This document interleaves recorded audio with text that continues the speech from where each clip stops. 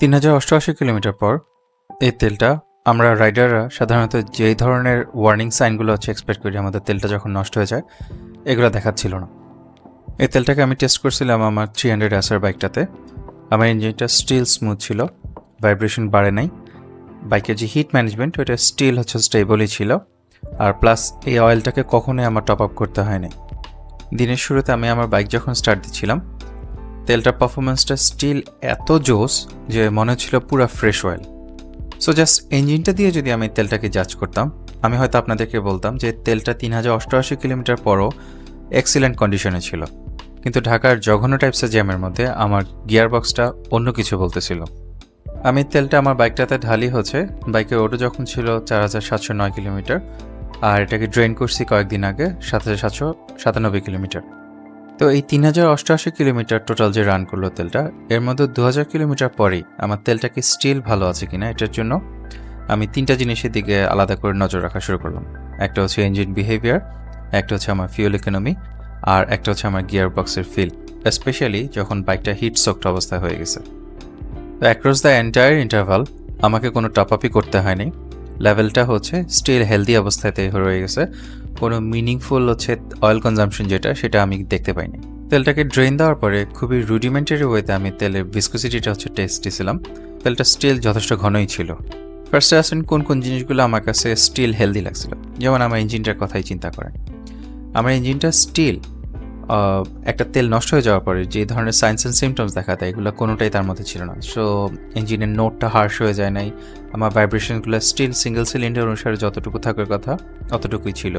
Hit ম্যানেজমেন্টও একদম পুরো consistent, নতুন তেলে যা পুরনো তেলটাতেও এক্স্যাক্টলি সেম ছিল। যে জায়গা থেকে একটু ডিফারেন্স পাইছি সেটা এই তেলটা কমপ্লিটলি নতুন থাকা অবস্থায় অ্যাক্সেলারেশনে যে ফিলটা দিচ্ছিল ওই ফিলটা পুরনো তেলে আর আমি পাচ্ছিলাম না লাস্টের দিকে। আসেন এবার মাইলেজ প্যাটার্নটা নিয়ে কথা বলবো। এই তেলটা ইউজ করার আগে আমার বাইকে শেল অ্যাডভান্স আল্ট্রা ছিল। ওই তেলটা 1800 কিলোমিটারের ড্রেন দিয়ে আমি বুঝতে পারছি তেলটা অনেক বেশি চালানো হয়ে গেছে। আমার 300 কিলোমিটার আগেই এটাকে ড্রেন দেওয়া উচিত ছিল, পাতলা হয়ে একদম কমপ্লিটলি শিয়ার্ড আউট হয়ে গেছিলো। সো আমি সাসপেক্ট করছিলাম যে হয়তো আমার নতুন তেলটা যেটা অর্থাৎ অ্যামজল যখন ঢুকালাম হয়তো ফার্স্টের দিকে একটু কম দিবে, মাইলেজটা একটু কম দিবে। But to my other surprise আমার যেখানে আগের মাইলেজ ছিল 20 থেকে 21 কিলোমিটার, আমি যখন এটাকে রিভিউ করতে গেছি আমি ঢাকা থেকে কুমিল্লা একটা জার্নি করছিলাম, সেখানে 29.21 কিলোমিটার পার লিটার পাইছিলাম। প্লাস কুমিল্লা যাওয়ার পর ওখান থেকে আবার চাঁদপুর গেলাম, চাঁদপুর থেকে আবার কুমিল্লা ফিরলাম, সেখানে 94 কিলোমিটার একটা রাইডে 37.75 কিলোমিটার পার লিটার পাইছি। সো হাইওয়ে রানে খুবই সুন্দর মাইলেজ দিয়েছে বাইকটা। প্যাটার্নটা এরকম, 37 কিলোমিটার যে রানটা একটা পিওর হাইওয়ে ছিল, 30 কিলোমিটার আশেপাশে এগুলো ঢাকা প্লাস হাইওয়ে মিক্সড, আর বাদবাকি যা আছে সবগুলো ঢাকা সিটির ভেতরে। তো ওখানে আমি রেগুলারলি প্রত্যেকটা ফিউল ফিল আপে যে রেকর্ড করে দেখলাম যে 24.5 থেকে 27 কিলোমিটারের মধ্যেই আমার মাইলেজটা ছিল। তো ডিফারেন্সটা দেখেন, কোথায় 20-21 কিলোমিটার পার লিটার, কোথায় 24.5 থেকে 27 কিলোমিটার। সো একটু অবাক লাগতেছে এই জায়গাটাতে, সেটা একটা তেল এতটুকু ইম্প্রুভমেন্ট কিন্তু আনতে পারবে না মাইলেজে, কেমন? সো আপনার ডেফিনেটলি ফিউল কোয়ালিটি বলেন, ট্রাফিক বলেন, টায়ার প্রেশার বলেন, আপনার রাইডিং কোয়ালিটি, আপনার কোন রুটে যাচ্ছেন, আপনার পাম্পের যে মেজারমেন্ট, এগুলো সব অনেক কিছু জিনিস আপনার এই রেজাল্টটাকে এফেক্ট করতে পারে। সো আমার মাইলেজ ডেটাকে যদি আমি ডেটা কনভার্ট করে দেন গিয়ে একটা ক্যালকুলেশন যদি করি, দেখেন আমার এই তো অটোগুলা। সো এই আমার এক্স অ্যাক্সিস অটোটা, দেন এই ওয়াই অ্যাক্সিস আমার মাইলেজটা। সো এই মাইলেজ কেমন? সো টোটাল আমি যখন ফার্স্ট তেলটা রিফিল করার পরে যখন আমি মেজার করা শুরু করলাম আমার অটো থেকে মাইলেজটা, লাস্ট ক্যালকুলেশন পর্যন্ত টোটাল 24টা ডেটা পয়েন্ট পাইছি। 24টা ডেটা পয়েন্টে আমার টোটাল ডিস্টেন্স এইটা, আর অ্যাভারেজ মাইলেজ পাইছি আমি। So almost 3000 kilometre, 2900 something kilometre, 2918 kilometre, তার মধ্যে আমি মাইলেজ পাচ্ছি 25.15, কেমন? এখন এখানে একটা জিনিস খেয়াল করে দেখেন, এই যে মাঝখানে সবুজগুলো দেখতেছেন না, এই 4টা data point basically highway mileage. So this one, this one, this one and this one, কেমন? এই টোটাল এই চারটা আমার গিয়ে হাইওয়ে মাইলেজ। এই নট অ্যাভেলেবল যেগুলো দেখতেছেন এগুলো বেসিক্যালি এখানে কি অ্যাগ্রিগেট করা হয়েছে। সো অ্যাগ্রিগেটেড মাইলেজ, কেমন? সো এখানে কোনো মিসিং ডেটা বেসিক্যালি নাই। তো টোটাল এই 24টা ডেটা পয়েন্টে আমি প্লট করার পর একটা জিনিস খেয়াল করছেন গ্রাফটার মধ্যে, সেটা এই 2টা ডেটা পয়েন্ট বাদে, কেমন? সো এখানে 19.57 এবং 19.67। সো একদম তেলটা ঢুকানোর পরে এই দুইটা মাইলেজই হচ্ছে শুধুমাত্র 20-এর সামান্য একটু নিচে আসছে। Otherwise most of the data point আমার হচ্ছে অলমোস্ট 20-30-এর মাঝামাঝি, অর্থাৎ 25, অর্থাৎ এখানে বেসিক্যালি যেটা দেখাচ্ছে কেমন। সো ঢাকার সিটিতে হচ্ছে 25-এর আশেপাশেই হচ্ছে সে মাইলেজ দিচ্ছে আমার 300 অ্যাসেটটা অ্যামজয়েলে, আর হাইওয়েতে গেলে হচ্ছে 30, মাঝে মধ্যে 30-এর আশেপাশে, মাঝে মধ্যে একদম অলমোস্ট 40-এর কাছাকাছি হচ্ছে দিচ্ছে। সো 24টা ডেটা পয়েন্ট কিন্তু চারটিখানি কথা না, এমন না যে একটা দুইটা মাইলেজ দিয়ে হচ্ছে আপনাদেরকে ঠাস করে হচ্ছে আমি জিনিসটা হচ্ছে বলে দিচ্ছি। যেটাই হচ্ছে আমাকে কথা বলে দিচ্ছে যে বাইকটা অ্যাকচুয়ালি মাইলেজ কেমন পায় অন অ্যামজয়েল ইন ঢাকা সিটি ভার্সেস হচ্ছে হাইওয়ে। এখন এখানে ট্রু সায়েন্টিফিক ওয়েতে এবি কম্প্যারিজন করা পসিবল না, কেমন। সো এটা শুনে রাখেন যে আমার শেল অ্যাডভান্সের আগে আমি মটুলো টেস্ট করছিলাম, দেন শেল অ্যাডভান্স টেস্ট করলাম। দুইটা তেলে একটা তো হচ্ছে আমার বাইকটাকে একটু ভালো লাগে না, প্রচুর ভাইব্রেট করতো। তো আমি ভাবতাম যে হয়তো ফিউলের কারণে, এটা যেহেতু 95 রনের অকটেন নেয়, ফিউলের কারণে হয়তো এত ভাইব্রেট করতেছে। টু মাই আদার সারপ্রাইজ, অ্যামসয়েলে হচ্ছে সুইচ করার পরে আমি ফার্স্ট ডিসকভার করছি বাজে তেল হওয়া সত্ত্বেও বাইকটা হচ্ছে অ্যাকচুয়ালি কতটুকু স্মুথ চলে। তো প্রচুর পরিমাণ পুশ করা শুরু করলাম, যেটা আমি আগে করতাম না, ইঞ্জিনে ক্ষতি হবে এই চিন্তা করে। তো কনস্ট্যান্টলি পুশ করা, ইভেন ছোটো রাইডগুলো তো কনস্ট্যান্টলি পুশ করা শুরু করছি। তো আমার যেটা ধারণা সেটা হচ্ছে, যেহেতু আপনি হাই স্পিডে উঠতেছেন, ওখান থেকে আপনি যখন লোয়ার স্পিডে যাচ্ছেন, আইদার ক্লাচ ধরে আসেন অনেক সময়, কিংবা হচ্ছে আপনি ইঞ্জিন ব্রেক করে হচ্ছে থামাচ্ছেন, সেক্ষেত্রে হচ্ছে দেখা যায় যে আপনার মাইলেজটা আস্তে আস্তে আস্তে অ্যাড আপ হয়। তো এই এক্স্যাক্টলি এই কারণে হাইওয়েতে মাইলেজটা হচ্ছে বেশি আসে। সো এই যেটা বললাম, রাইডিং স্টাইলের ডিফারেন্সের কারণে হয়তো আমার দেখা যাচ্ছে যে তেলটা যেহেতু স্মুথ লাগতেছে, ওই জিনিসটাই হচ্ছে আমার মাইলেজে গিয়ে এফেক্ট করতেছে। সো কনসিস্টেন্সিটা বুঝতে পারছেন, আমার বাইকটা আমি সাধারণত যে মাইলেজ দেখতাম তার থেকে বেটার মাইলেজ হচ্ছে রিটার্ন করতেছে। একটা ট্রেন্ড খেয়াল করছেন, সেটা হচ্ছে তেলটাতে চেঞ্জ করার পরে ইমিডিয়েটলি পরে আমি কম মাইলেজ পাইতেছি, প্লাস একদম লাস্ট যে ফিল আপটাতে আমি যে ডেটা পয়েন্টটা নিলাম তেলটা চেঞ্জ করার আগে, সেটাতে হচ্ছে আবার মাইলেজটা ড্রপ করছে। কিন্তু মাঝামাঝি যে থাকা অবস্থাতে তেলটা অলওয়েজ হচ্ছে ভালো মাইলেজ হচ্ছে রিটার্ন করতো। সো আমার ইঞ্জিনের টেম্পারেচার, ইঞ্জিনের ভাইব্রেশন, আমার অয়েল লেভেল, মাইলেজ, এগুলো সবগুলো একটা সিমিলার স্টোরি হচ্ছে বলতেছে যে আমার তেলটা স্টিল হেলদি ছিল। এবার আসেন কন্ট্রাডিকশনটা হচ্ছে, আমি একটা জিনিস ফিল করছি যেটাতে আছে আমি বুঝতে পারছি যে আমার তেলটা আস্তে আস্তে নষ্ট হয়ে যাচ্ছে। সেটা হচ্ছে, ধরেন নর্মালি বাইকটা ফার্স্ট স্টার্ট দিলাম দিনের বেলায়, দেওয়ার পরে গিয়ার বক্সটা খুব সুন্দর স্মুথ হচ্ছে চলতেছে।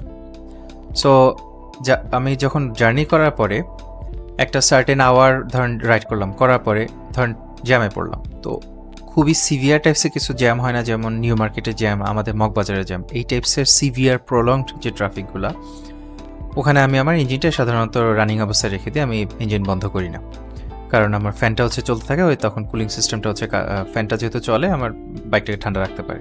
সো ওখানে মোটরসাইকেলটা নড়তেছে না, আইডলে বসে আছে, অথবা প্লাস হচ্ছে আর ক্লাচ তো পুরোপুরি ছাড়াই যায় না ওইসব জ্যামের মধ্যে, ক্লাচ হচ্ছে ধরে ধরেই লোয়ার গিয়ারগুলো চালাইতে হইতেছে।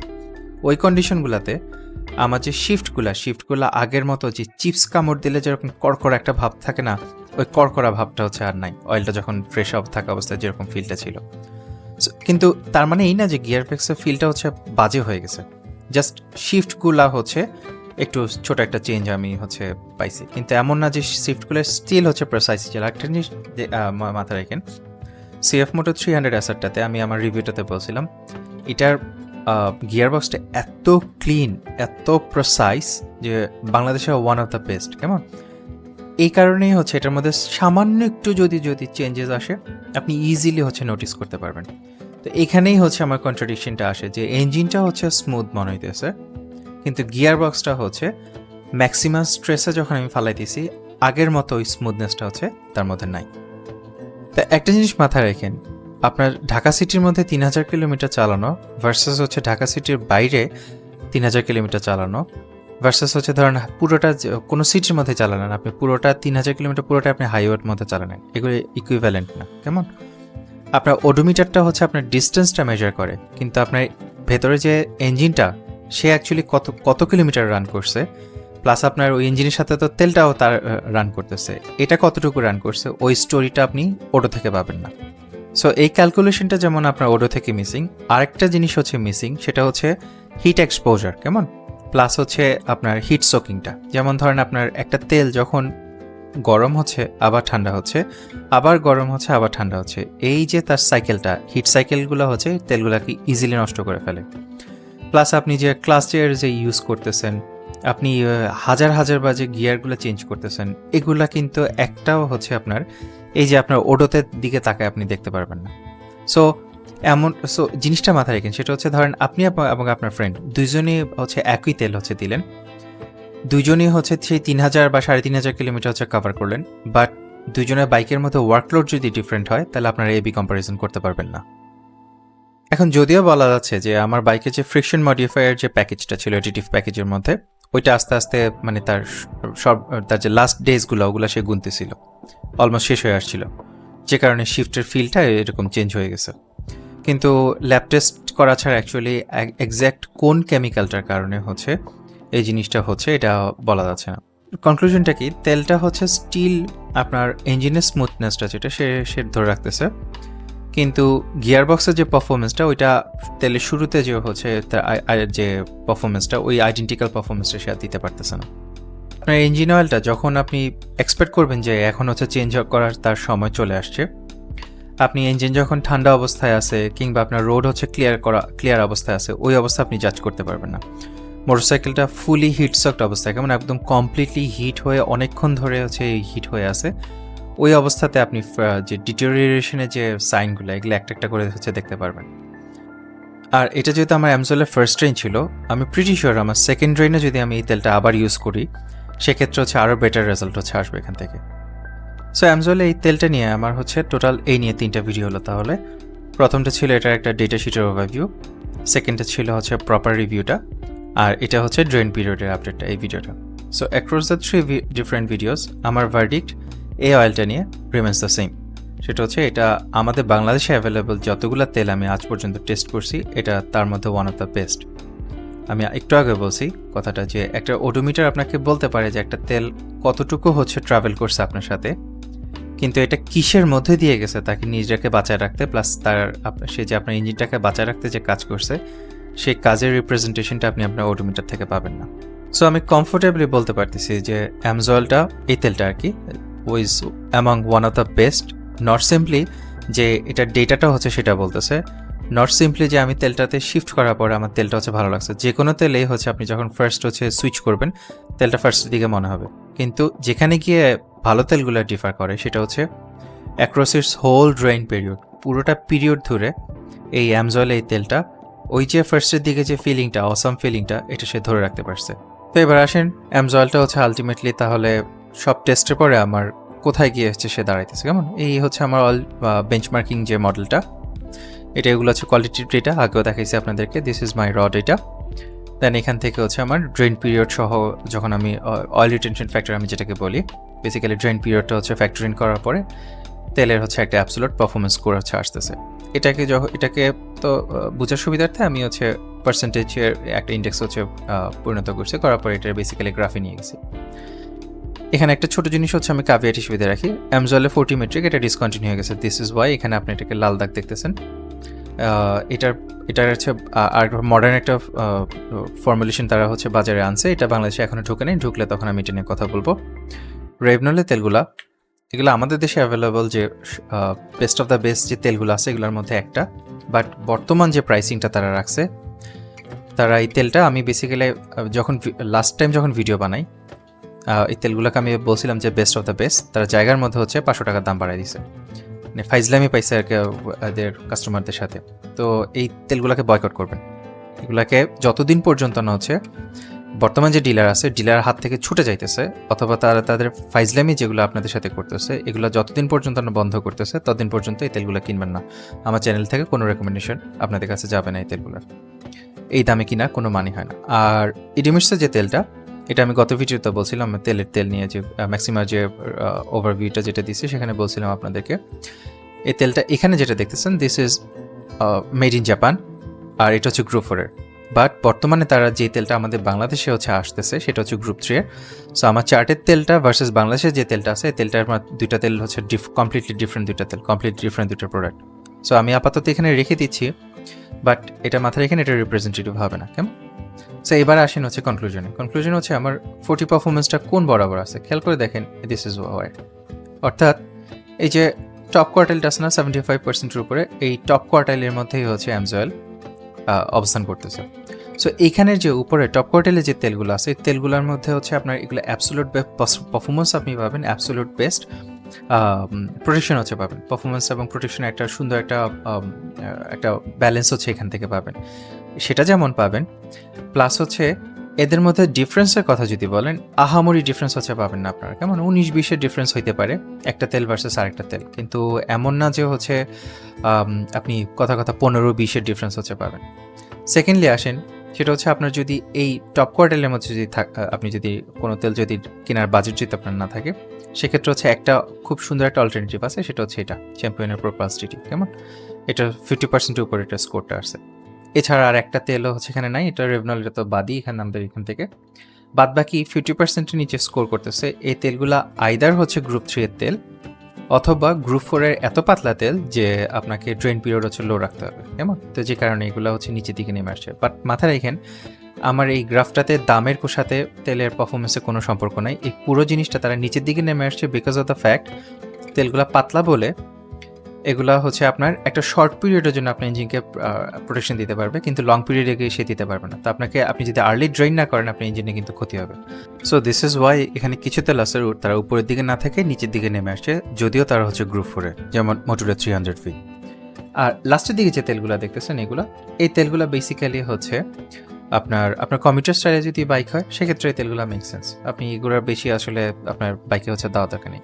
টপ কোয়ার্টাইলে যাওয়ার একটাই কারণ, সেটা হচ্ছে আপনার বাইকটা হাই পারফরমেন্স, অথবা আপনার কমিউটার স্টাইলে বাইকও হইতে পারে, বাট আপনি আপনার ইঞ্জিনটার জন্য একদম বেস্ট অফ দ্য বেস্ট হচ্ছে আপনি যাচ্ছেন, সেক্ষেত্রে হচ্ছে আপনি টপ কোয়ার্টাইলে থাকাটা make sense. Anyway, that's it for today. Thank you for watching.